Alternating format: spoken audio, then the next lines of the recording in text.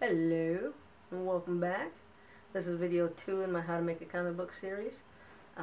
For those of you just joining us, in the first video we talked about the script, a little bit about formatting, how to block out the pages, do some brainstorming and sketching, and do some rough layouts until you finally get something that you're happy with, and then we kind of ended there. My initial plan was for this week to kind of talk a little bit about some of the tools that I use, some of the equipment. Equipment sounds heavier than what it is. They're pencils and pens, right? That I use for drawing, and then diving right in and penciling some pages. But when I was doing some research and watching some videos on comic book illustration and things like that, I realized that there's not a whole lot of emphasis on that. So I thought it might be a cool idea, might be some value in just kind of slowing down a little bit and going through and really talking about some of the materials. You go to an art store, it can be pretty intimidating and very confusing. There's so much to choose from. So I think for a beginner, or maybe someone who's done different types of art but never kind of done this sort of thing, it might be helpful. So we're gonna kind of dedicate this video to that. We'll call this one, instead of video 2, maybe video 1.5. And if you already have your setup that you like and you're happy with, by all means skip this one. I'm not gonna tell you anything groundbreaking. It's just kind of basic stuff. Although I haven't recorded video 2 yet, so you might have to sit tight depending on when you're watching this. So let's get started with that. There's basically 4 parts to comic book making, hence my 4 different videos that I wanted to make. Well, technically there's more than 4 if you count the planning, the writing, editing, marketing, character development, all that fun stuff. But if you kind of just get past that and the basic core stuff, you have penciling, inking, lettering, and coloring. So for today, I'm really just going to focus on the tools that I use to pencil and to ink. Partly because I'm no letterer. That's a different ball game, and the way that I'm going to do it is not exactly an art to it. And that's all there is to it. The coloring portion, right now I use a computer to do all of my coloring. So I feel like that would probably warrant its own tutorial. So when we get to the coloring part, I probably will maybe do a video 3.5 or whatever to really focus on how I use Photoshop and Illustrator and whatever else I might use to color a page, and kind of really focus more on maybe the software side of it. Alternatively, some people use markers, some people use watercolors. I'm sure some people use other things that I don't know about. Those 3 seem to be the most popular. But I don't really have my markers handy, so I'm going to skip that anyway, and I can't help you with watercolor, so I have no idea how to do that. So we're just going to focus on pencils, pens, inking, all of that fun stuff, because I actually know a little bit about that stuff. Alright, so let's get started. Also paper and some other random stuff. So, where do we begin? I kind of went through my stash here and started sharpening some pencils and kind of going over different things. And I've got a few different types. Let's see. Maybe if let me adjust this camera a little bit so you can maybe see what I'm... Alright, the first type of pencil I'm going to talk about is the Prismacolor. Even though I said I wasn't going to talk about coloring, these are technically coloring pencils, or colored pencils, so I guess maybe I am going to talk about coloring. But because a lot of people draw with them, these were kind of shoved down my throat a little bit back when I was an art student. I don't know if the college was getting paid by these guys or what, but they do make a decent pencil. The nice thing about these is that they put down a really dark, heavy, thick line that you can get a lot of rich color from.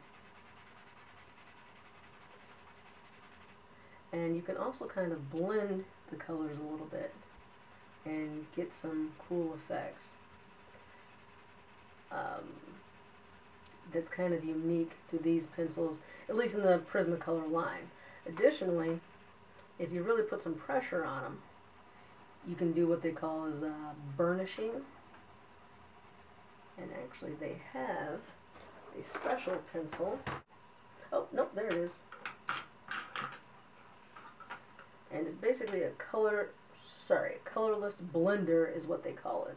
So it's a pencil that gives no color, but you can blend and kind of smoothen these colors so that, see how it loses some of that texture that it had, and it becomes more of a kind of a pastel finish, and it kind of has that waxy deal going on. I don't know if that's the best example of it. Probably will work better with colors that blend better, but just know that it can be done, and I've actually done it to varying degrees of success, doing things like, say, sunlight or sunsets and things like that. You can kind of just blend them together. That's the benefit of these guys. Personally, I don't use them, and there's a few different reasons why. One, coloring pencil just isn't really my thing. I'd much rather use a marker if I'm doing color. Although they are nice to have a few different shades, such as white, because the white will go on top of marker really nicely to give highlights. And since it's such a rich color, and they're pretty powerful markers, you can really add a nice little of a highlight and things like that, and say like a twinkle in someone's eye, or if you're drawing a car and you want to put the highlights on and things like that, you can, white works really nicely. Something like this also for reflections, if it's a metallic object, you can kind of just add that on top. It goes really nice, and it kind of reflects the color of the ground or the sky if you want to use blue. That's actually why I have these two specific colors. So I do use them on occasion for that.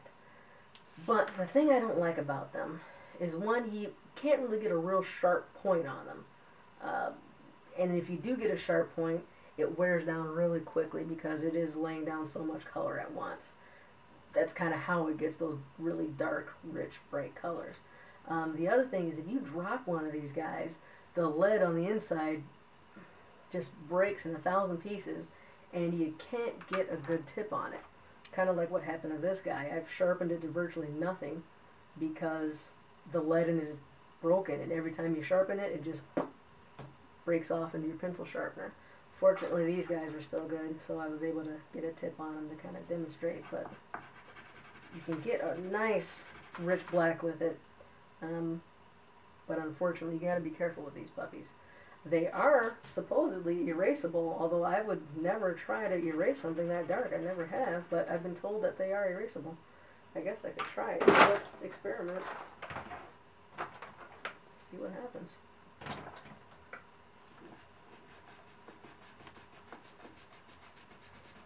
Some of that color is lifting off. I don't know if we'll get this paper back to white, but it does, it definitely takes some of the color off. So, there's that. I personally prefer to draw with a pen and don't do a whole lot of erasing, so that's never really been an issue for me. But they are sold as erasable pencils. So there's those guys. And that's the Prismacolors. Now, Prismacolor is a company that they make everything really, markers, various pencils, erasers, pens, things like that. They also have a series called the Verithin, which I actually prefer to this because you can get a really nice sharp point on it. They are not erasable, but you do get a nice dark color with them. They work great for detail, for sketching. You could probably blend a little bit. You're probably not gonna. You're definitely not gonna get kind of that waxy, smooth blending that you get with those Prismacolors. But just like any other drawing or coloring utensil, you can kind of, if you've got a little bit of skill and a little finesse, you can do some nice shading and things like that. But to me, these guys are more beneficial because I feel like I have more control with them. I like having a more solid, thin, harder lead to draw with. Their cousin or brother or whatever is the Colerase, which gives you a very similar color and feel as the Verithin, but they do come with an eraser, and they are marketed as erasable. Again, you're not going to get that paper bright white again. There's going to be some residual imagery there, especially if you're drawing really dark. But better than what you get from this guy. Which, there's some erasing happening there, but really not much. It's not really going away.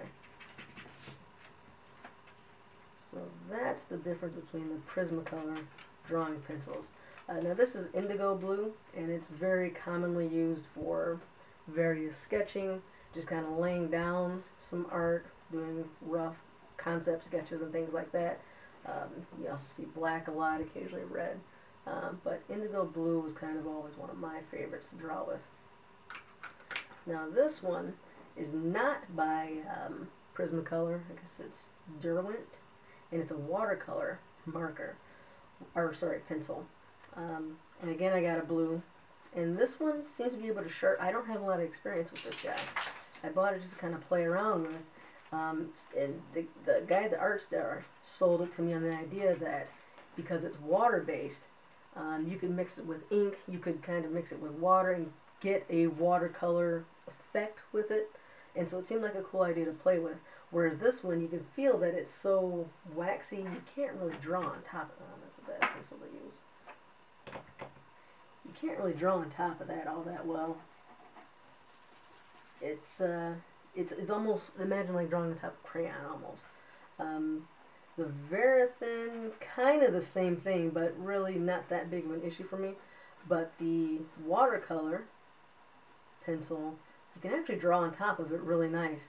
And I actually picked this up when I was starting to do some inking, because the guy told me that because the ink is water-based and this is water-based, you'll be able to work nicely with them, and you know, none of the effect that you get with that, and do some cool blending and things like that. So that might be something you might want to give a shot. I personally have not used it.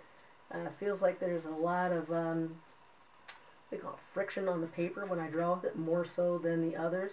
The Col-Erase actually probably rolls on the paper the smoothest. I actually like this pencil a lot if I'm going to draw with a coloring pencil. This one feels a lot more textured, a lot more rough, but I don't know if that's something that should hinder you from using it. I personally don't, though. So that's those guys. The Verithins also come in various colors as well. All these pencils do.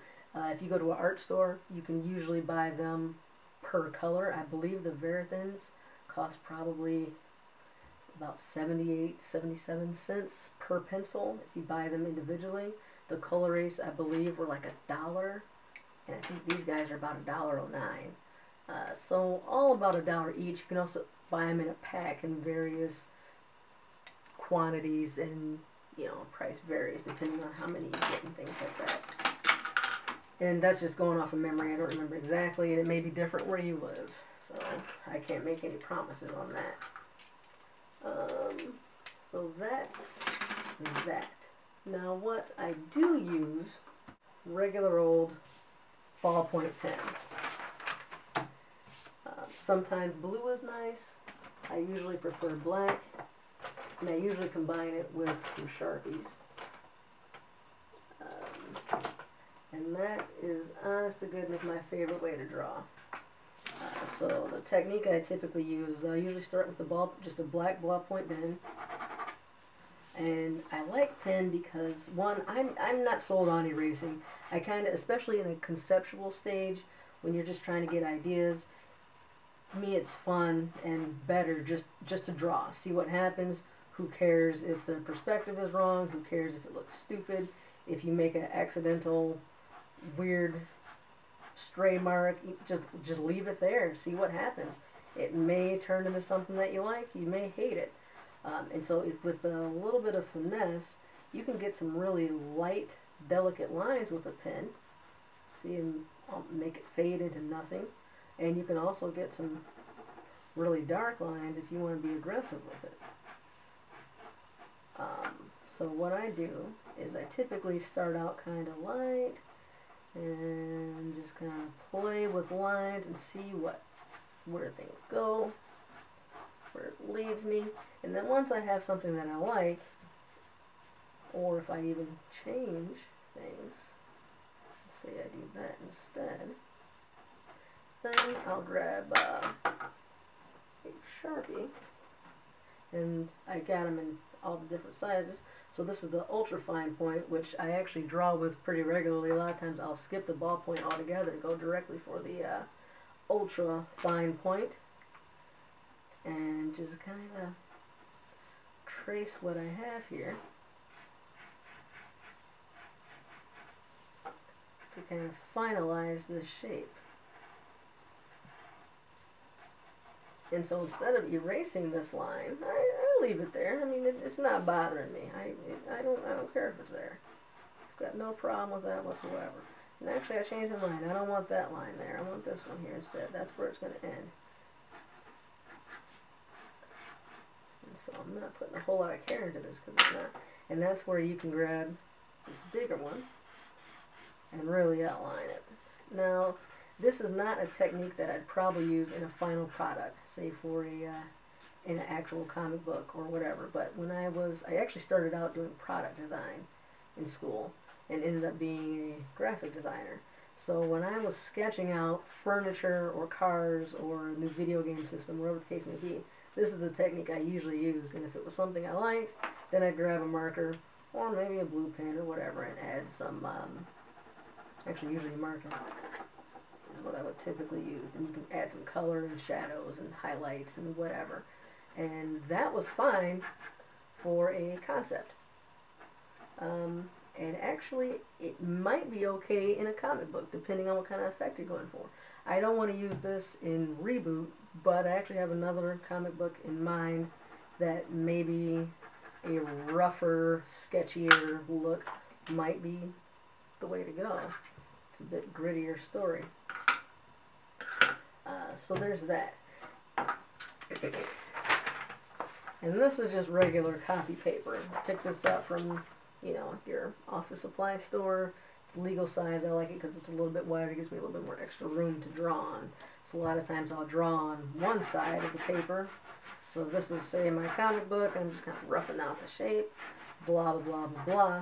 And then I kind of write notes on the side. And because it comes in a giant ream, I have a tendency to just totally waste it like that. Poor trees. Now, what I actually use when I'm drawing Reboot, when I'm doing my actual penciling for the final art, I actually use these 3 mechanical pencils. This one, black lead, they're actually all the same. I just like these guys because I think they look cool. I like the stainless steel barrel. There's nothing special about them. I picked them up at just the office supply store. So this one is 0.7 size lead, which is a little bit thicker. And so I use this one typically for rough sketching ideas. So that's, I don't know, a lightning bolt tree. And because it's 0.7, I don't have to be so delicate with it and worry about it breaking so much. I can just kind of scribble and it's fine. You guys probably want to see me actually draw something, but I'm talking about what the stuff is, so sorry. So that's what I use for that.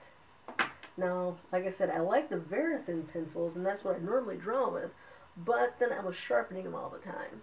And you get a lot of variation as the pencil starts to kind of wear down and gets rounded and thicker, and then you're sharpening again and you got a sharp point. It felt kind of uncontrolled, but I liked drawing in a different color. I like sketching out in, say, a blue.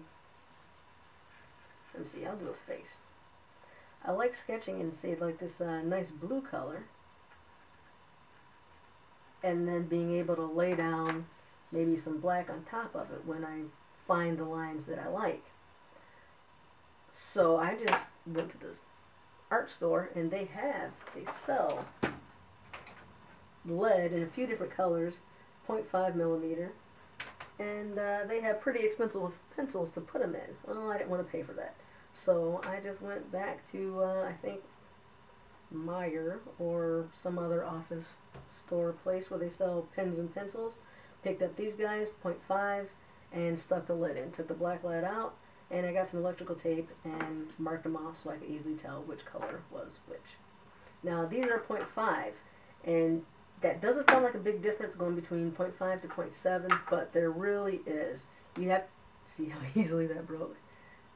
You really have to kind of tread lightly with these guys because they will break very easily. But that's okay because I use them for just kind of roughing in, light sketching. Oh, that perspective is horrible, but that's okay. And it's kind of preferable to be light. And so I usually will kind of, say, use the red for the actual pages, my frames. So if, say, this is your page, I use that as like, okay, the frame is going to be this size. And so I'll use that. So I know I have to draw within that. And I might use the red to kind of rough in, like, okay, I know that I want my text box to go here.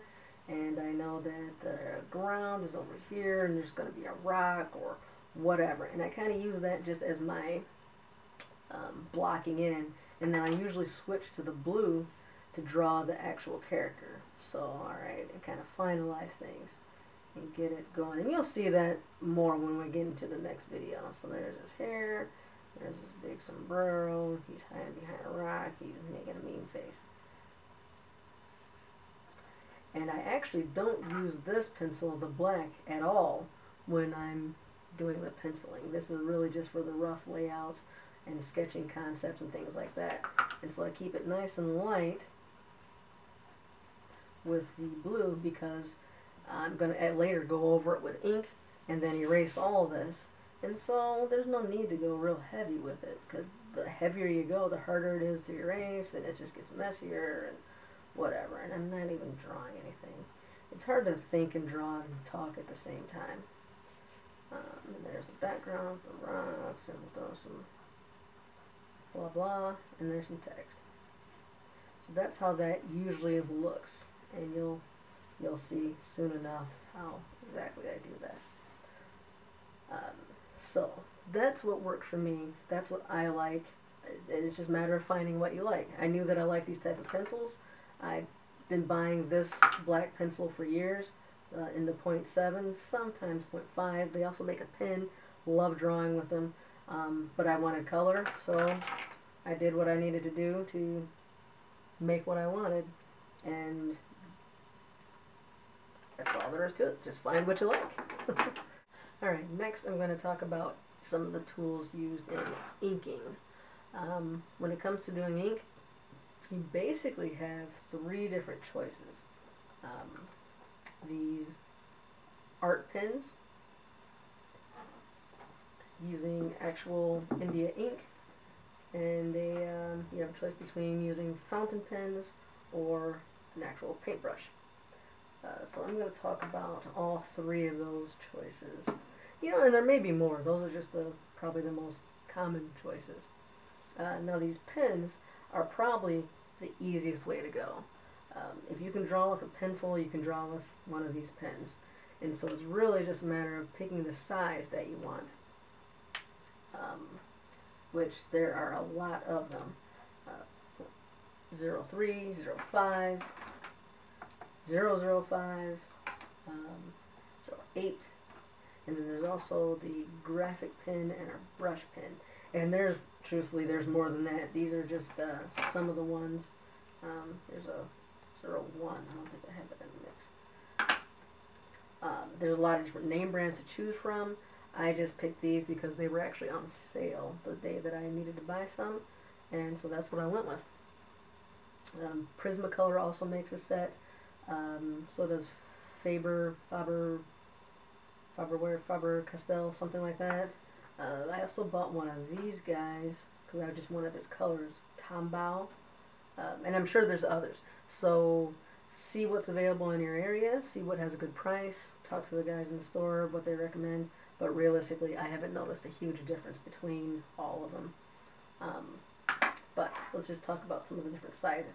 So one of the main things with inking is you want to use different line weights, different line thicknesses, and if you're working with a pen, probably the easiest way to do that is with different pen sizes, hence all the different sizes here. So starting thin to thick, you have a lot of different options. So .005 is going to be a really thin line. I typically use this for, say, maybe objects that are far in the distance that you don't really want to have a thick line around those, because, you know, as things are further back, they're less detailed, they're more fuzzy, and things that are closer are kind of heavier, more focused, more crisp.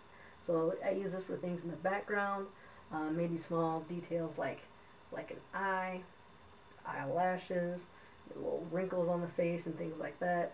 I may also use it for the stitching in Mustard, the character in Reboot, wears blue jeans, so I may use it for the stitching in his jeans, or rivets and things like that.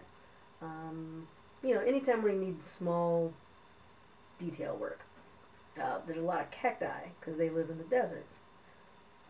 So I'll use this for the little spiky guys on the cacti and details in rocks.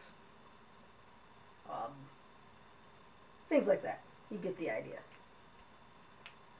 I don't want to go through each one of these sizes necessarily, but they kind of all build on each other. So you see this makes a heavier line just without even any more effort. It's just a heavier, thicker line. So you might want to use that for something that's a little bit heavier, a little thicker. There's your, that's going from 005 to 01. 03 is going to be even thicker. I probably use that one for a lot of the stuff that's in the foreground, that's maybe not a focus point. His clothing and whatever else.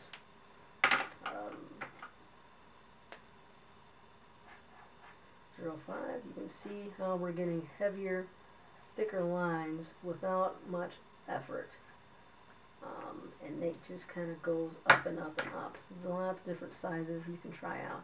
Now the cool thing about them is even the thicker ones, you can, with a little finesse, get thinner lines. So don't feel like you have to get every single size available to be able to draw, because that's the .8.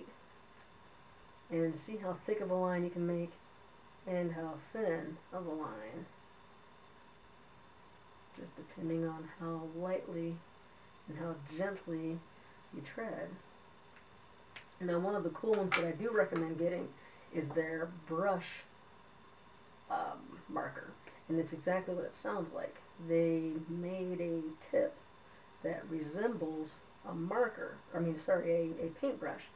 So you can go lightly and have a really thin line, or you can press down a little bit and hold it sideways and get a thicker line, and anywhere in between, depending on how you treat it. And so that's actually a lot of fun, and you can get a lot of good effects with that. It's great for hair, great for, really, if you get used to it, which it is kind of a weird feel at first, you can do a lot of cool stuff with this one. So I actually highly recommend, and the other name brands, they do offer that as well. This one, the Tombow, is really nice because it has a thinner tip on one side and a brush tip on the other. So it's a 2-in-1 pen, and that's really nice. So shop around and see what you like as far as that's concerned. And that's just a #1, and it's kind of just like a Sharpie, nice heavy weight.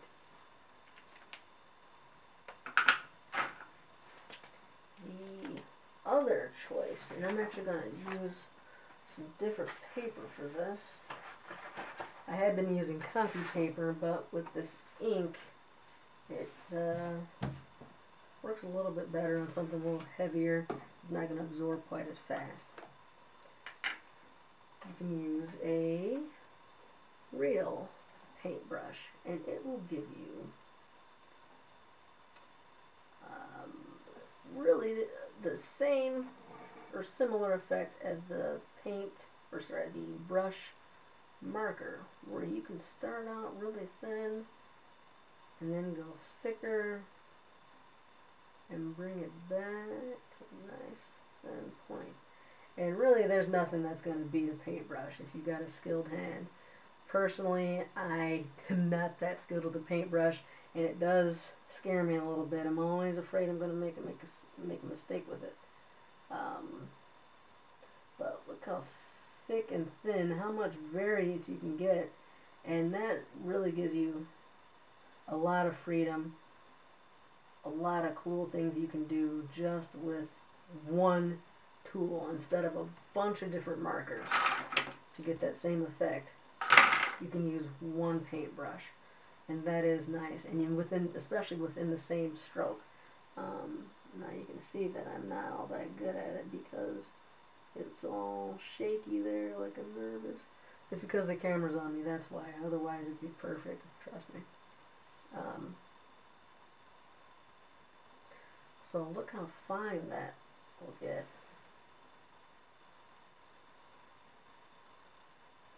And so if you've got the time to play with that and practice with that, that's probably the way to go. Alternatively, and you want to make sure you keep your paintbrushes clean, so like immediately rinse that off and clean it out. The fountain pen is actually the one that I use the most. I take that back. I use a combination of the pens with the fountain pen. And like the paintbrush, you can get quite a bit of variance. You can get a really thin line, but then you can also switch direction and put a little bit more pressure and thicken it up. Not quite as much as the brush, but I feel more comfortable using it. I also feel kind of like I'm in I don't know, Shakespeare or somebody, because I'm drawing with a fountain pen. But you can get some nice textures, you can get some nice thin lines and nice thick lines, a lot of ink laid down just by putting a little bit more pressure, and some nice effects with that. So I usually use a combination of, say maybe I'll start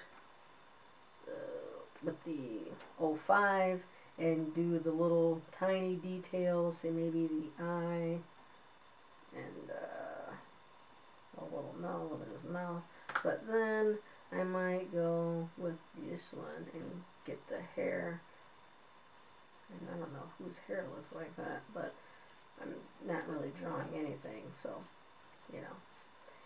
And you can see the line variance gives it a little bit more depth. And this is a horrible example because it's really nothing, but you can see what the pen is capable of. And that's really the whole point, right? Right. And then it's always fun if you want to kind of do things like that, if I want to add a little bit of grittiness to it, which I don't know how to do with a pen. It's not controlled, but you can get like some little splatter and things like that. And that probably is not good for it, but you know, whatever. That's what I do anyway. So those are some of the tools to use in inking. I'm going to take a minute to clean up these brushes, and then I will be back to show you a couple more things.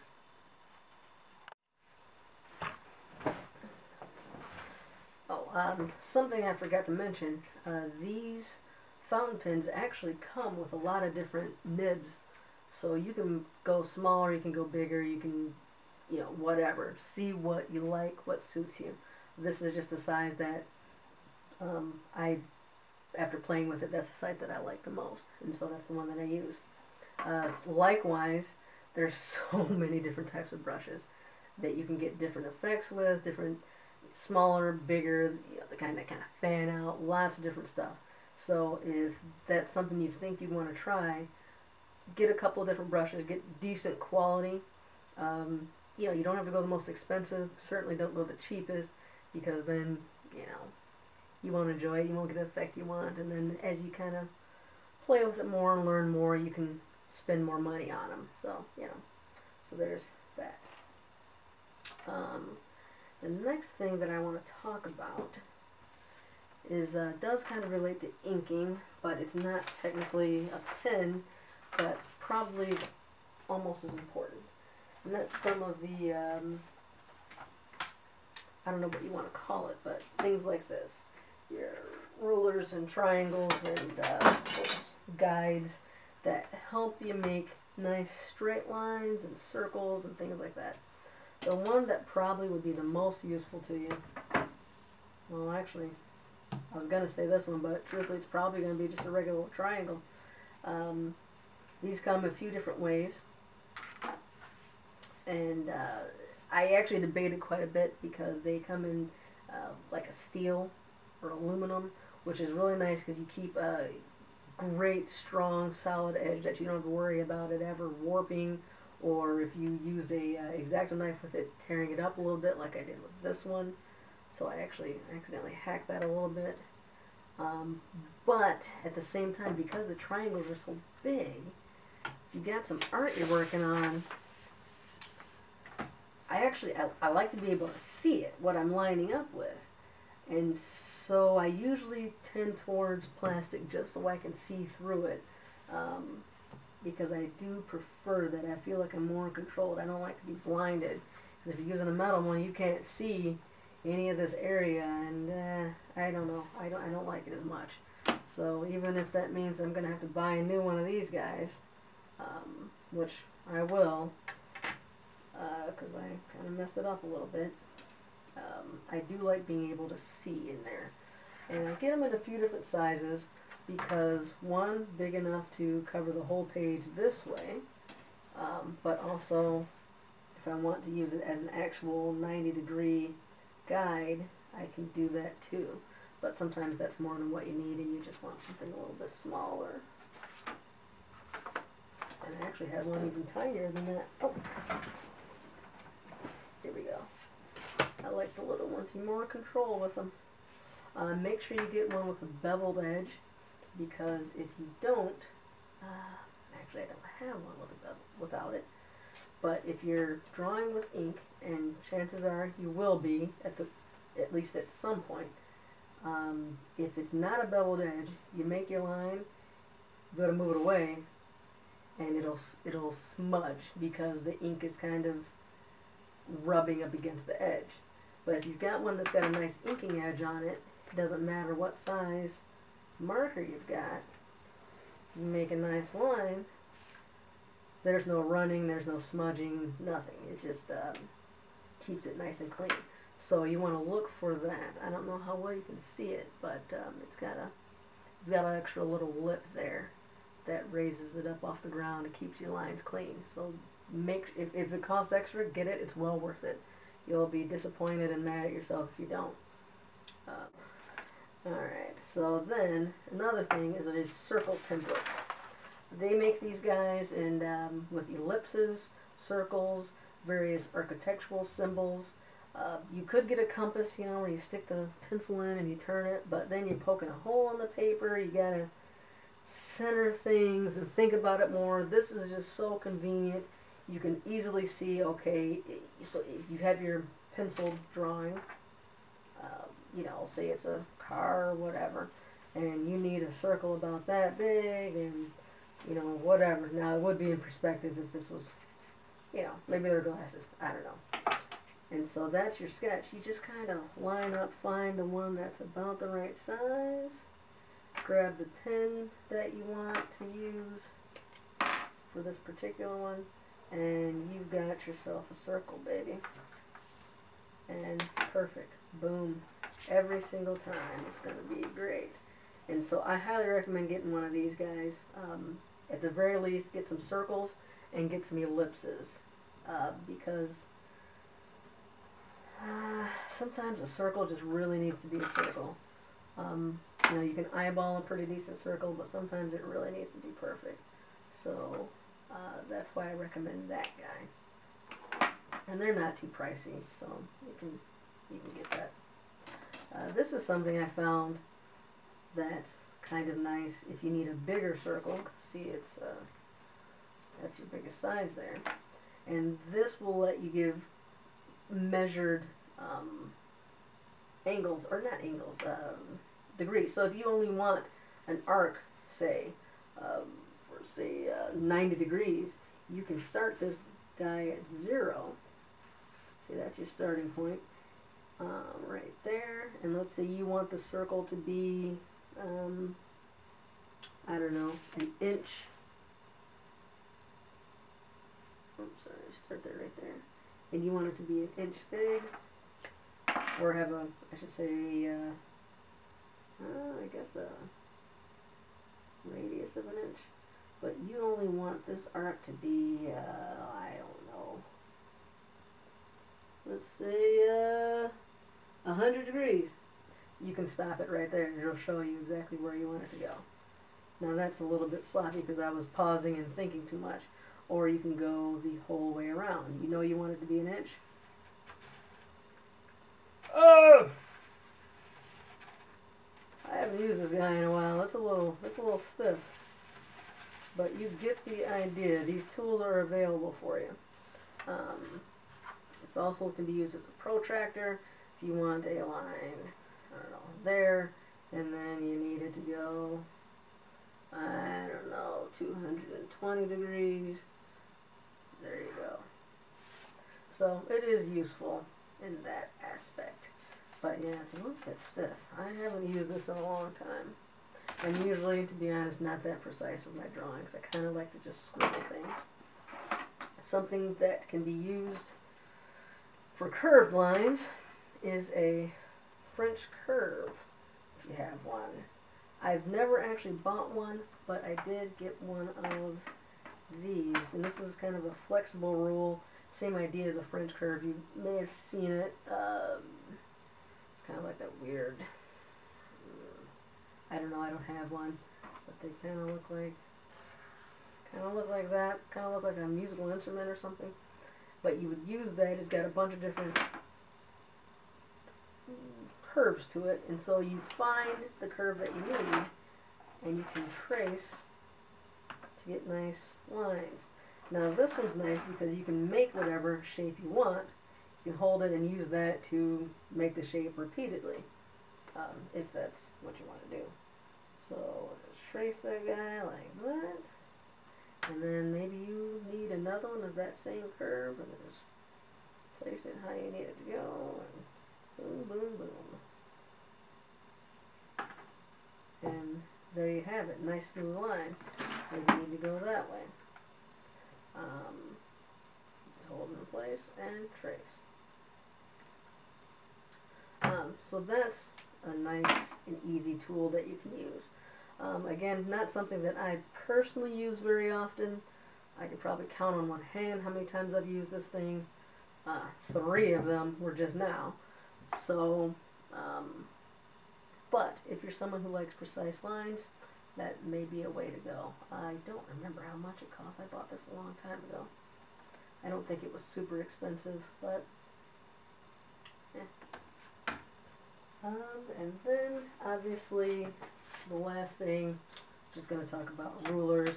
There's not a whole lot to say about them, except nice stainless steel one is always great with a cork background. That way you don't have to worry about it sliding, and it also raises it up just a little bit, which gives you a nice inking edge, so you don't have to worry about what I was saying before about the ink smudging. It just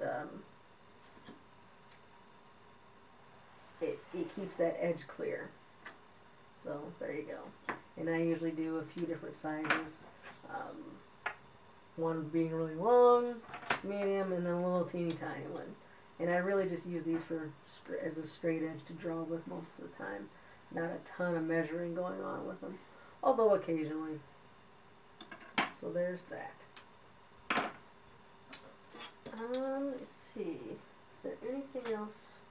Oh, paper.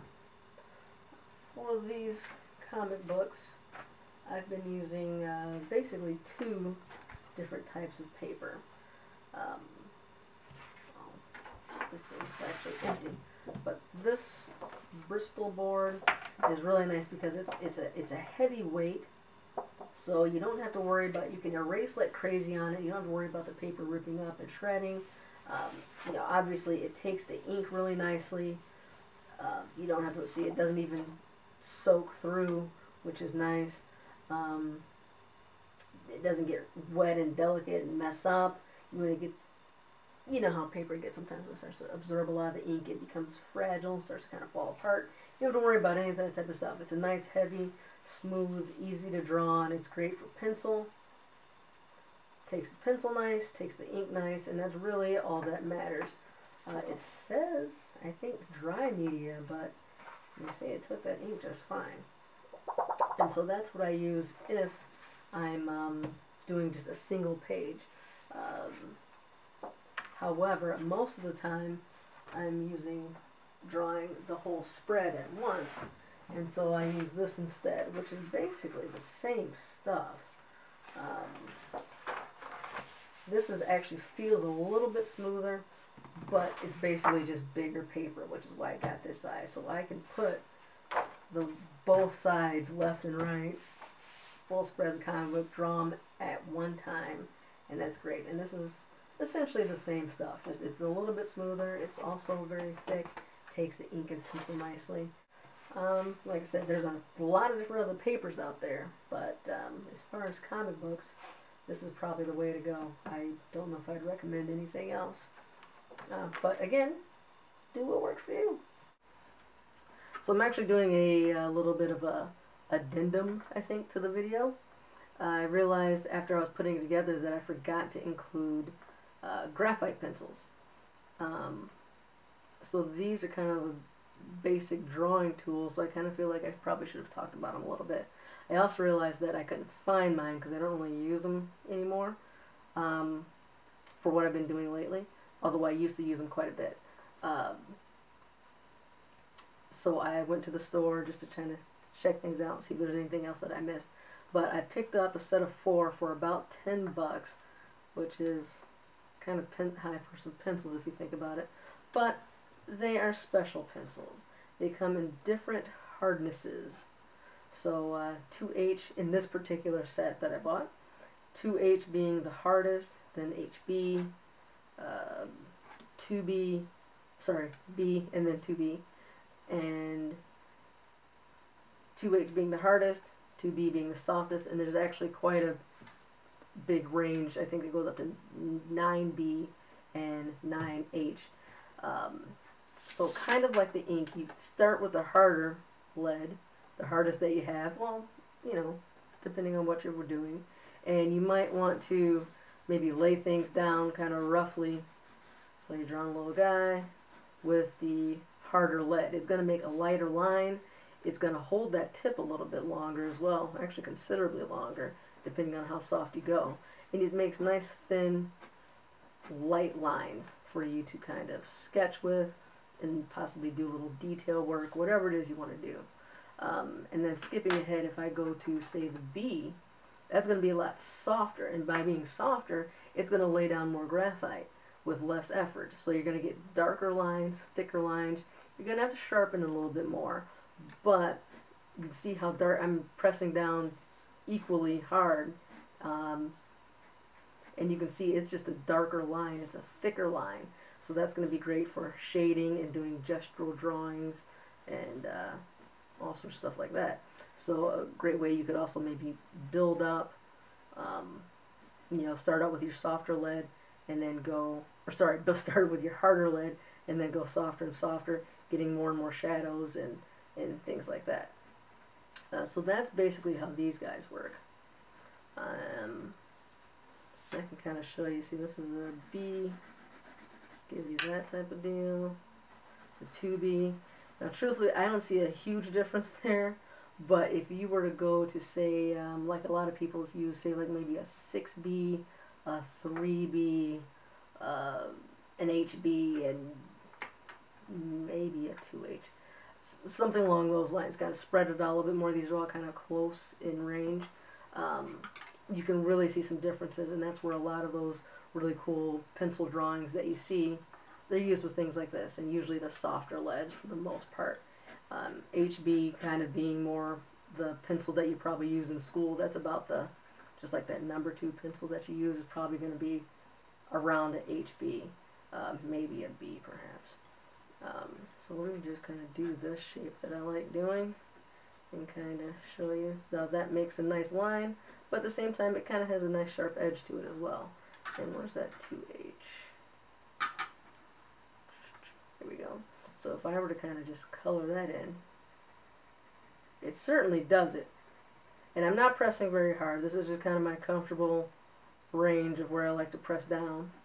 And it fills it in. But if I grab, say, the B and fill in this area, and I'm pressing down the same, you see it makes like kind of a richer, darker color, and it also fills in faster because it's laying down more lead in the same stroke. So you can kind of see how that works. And I don't want to spend a ton of time on these because I personally don't use them for drawing comic books, although I bet you there's some people who do. So like I always say, find something that you like, find something that works for you, and just do it. See what happens. Now, while I was at the art supply store, I just kind of did some looking around, seeing what else was out there that I might have forgotten. And I kind of stumbled across these guys. And I can't recommend them. I also can't not recommend them because I actually haven't used them in actual drawing. I just kind of played with them a little bit. I thought they were kind of interesting. But it's Elegant Writer. It's a basically a calligraphy pen. And they come in a lot of different sizes as well. I thought it's 2.5 millimeter and a 1.3 millimeter is what I picked up. So with these, if you can see, it has kind of a chiseled tip, and unlike a regular Sharpie or a regular pen, even these pens that I normally ink with, it gives you more of that the quill pen kind of look. So you hold that bad boy at the correct angle and you get quite a bit of variance in line weight. Now, like I said, I haven't actually used these for any practical purposes. I just kind of wanted to show them to you, let you know they're there. You can maybe even turn them. I don't have a real technique on them or anything like that. But I wanted to let you be aware that they exist, and it may be something that you like. This is the thicker one. We might be able to see. Oh, the edge on that doesn't seem to... Might have got a bad one. So that makes a nice thick line that way. And that's a pretty good amount of variance in line weight you get there just by changing the angle. So I might play with these a little bit just to see if I like them or not. I'm inclined to say no, not for my uses, but at the same time, it might work for you. So that is another option out there. And they did have a lot of different sizes, and I believe a few different colors and things like that. So there you go. I think these were $2 each, if I remember correctly. So that's all for now, and in the next video we will actually do some real drawing and make some beautiful art together. It sounds so stupid. Alright.